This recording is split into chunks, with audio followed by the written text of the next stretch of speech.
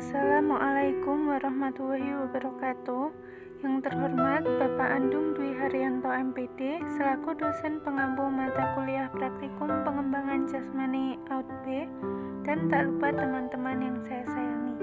Perkenalkan, nama saya Nadia Utami, NIM 2419082, kelas PAUD-B. Pada kesempatan kali ini, saya akan menjelaskan materi mengenai kesegaran jasmani anak usia dini. Yang pertama, pengertian kesegaran jasmani. Kesegaran jasmani adalah kemampuan seseorang untuk melakukan aktivitas sehari-hari tanpa merasakan kelelahan yang berarti dan masih memiliki cadangan energi untuk melakukan aktivitas lain. Yang kedua, unsur atau komponen kesegaran jasmani. Komponen kesegaran jasmani terdiri dari daya tahan, kekuatan otot, kelentukan, kecepatan, daya eksplosif, kelincahan, keseimbangan, ketepatan, dan koordinasi. Ketiga, tujuan latihan kebugaran jasmani, yaitu yang pertama untuk mencapai dan memperluas perkembangan fisik secara menyeluruh. Tujuan ini penting karena perkembangan fisik pada suatu tingkat yang tinggi merupakan dasar-dasar latihan untuk menjamin dan memperbaiki perkembangan fisik khusus sebagai suatu kebutuhan yang ditentukan dalam aktivitas olahraga. Pemenuhan tujuan ini seperti pengembangan kekuatan. Yang kedua, memperbaiki waktu reaksi, daya tahan otot atau fleksibilitas. Yang ketiga, untuk mengenal gerak olahraga yang telah dipilih sehingga bisa mengembangkan kapasitas penampilan lebih lanjut. Keempat, untuk meningkatkan kualitas kemauan melalui latihan yang memadai dan kebiasaan yang disiplin, semangat bersungguh-sungguh mengembangkan kepercayaan diri. Yang kelima, untuk mempertahankan kesehatan yang dimiliki. Untuk melengkapi tujuan ini, sebaiknya dilakukan pemeriksaan kesehatan secara periodik. Kemudian, untuk mencegah dan mengambil tindakan pencegahan terhadap kemungkinan terjadinya cedera. Yang terakhir, untuk memperkaya pengetahuan secara teori dengan memperhatikan dasar secara fisiologi dan psikologi latihan, perencanaan gizi. Kemudian, faktor-faktor yang mempengaruhi kesegaran jasmani yang pertama yaitu kesehatan seperti keadaan kesehatan, penyakit menular, dan menaun. Yang kedua, gizi seperti kurang protein, kalori, gizi rendahan, gizi yang tidak memadai.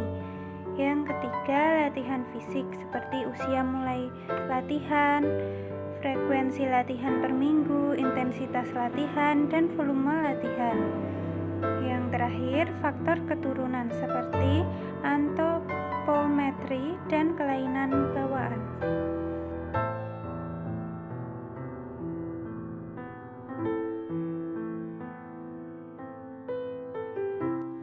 Yang pertama, daya tahan. Daya tahan jantung paru. Kapasitas sistem jantung, paru, dan pembuluh darah untuk berfungsi secara optimal dalam melakukan aktivitas sehari-hari.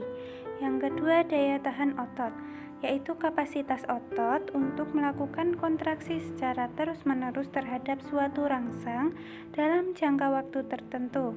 Contoh latihan, jogging, berjalan cepat, squat jump, dan push up.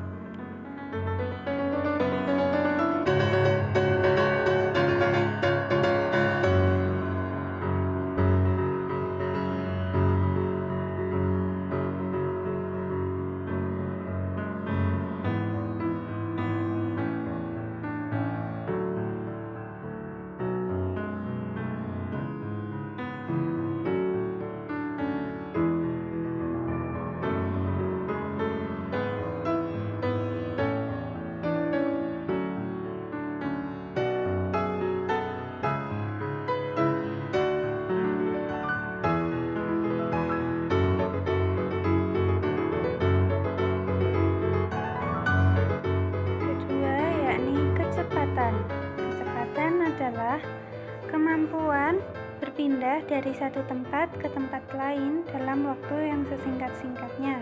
Bentuk latihannya yaitu dengan berlari.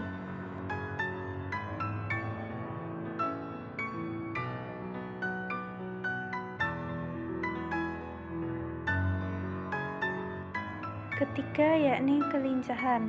Kelincahan adalah kemampuan merubah arah atau posisi tubuh dengan cepat yang dilakukan bersama dengan gerakan lainnya. Contoh latihannya yaitu lari zigzag.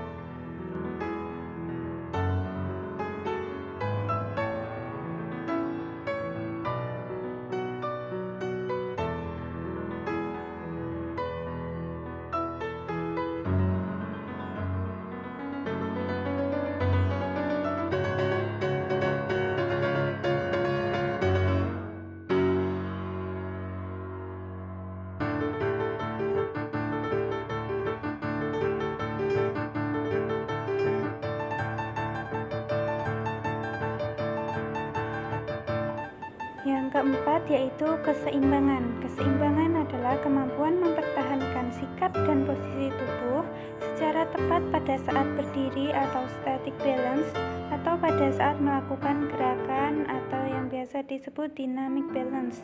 Contoh kegiatan yaitu sikap kapal terbang dan berdiri dengan satu kaki.